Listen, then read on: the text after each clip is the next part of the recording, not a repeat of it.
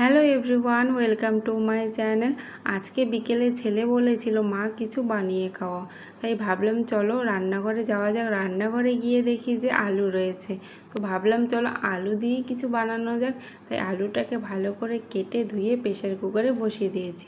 দেখো আলু আমার সেদ্ধ হয়ে গেছে। আলুগুলোকে ছুলে ভালো করে ম্যাশ করে নেব। এখন দিয়ে দেব বেসন, স্বাদ মতো লবণ আর লঙ্কার গুঁড়ো দিয়ে ভালো করে মেখে নেব। এখানে তোমরা চাইলে ধনেপাতা দিতে পারো, ধনেপাতা আমার কাছে ছিল না তাই আমি দেইনি। তারপরে এখানে দিয়ে দেব ভাজা মশলা, ভাজা মশলা দিয়ে ভালো করে মেখে নেব। এখন এগুলোকে শেপ করে নেব, তোমরা যে কোনো শেপ করে নিতে পারো।